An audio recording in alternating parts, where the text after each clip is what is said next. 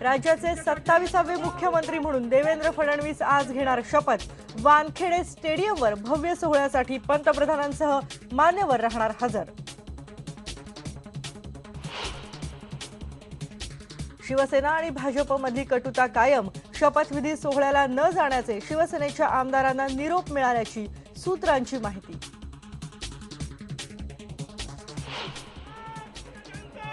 देवेंद्र फडणवीसांच्या शपथविधीसाठी नागपूरहून भाजपचे 5000 कार्यकर्ते येणार, पण तिकीट मात्र झालं महाग। ट्रेनची वेटिंग लिस्टही 300 पर्यंत, तर विमानाचं तिकीट गेलं 20,000वर।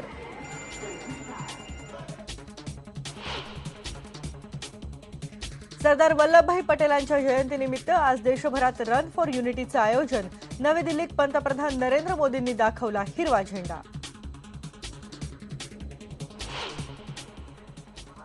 मुंबई ही धावली एकतेसाठी। एकतेची शपथ घेत राज्यपाल सी विद्यासागर राव आणि भावी मुख्यमंत्री देवेंद्र फडणवीसही झाले सहभागी।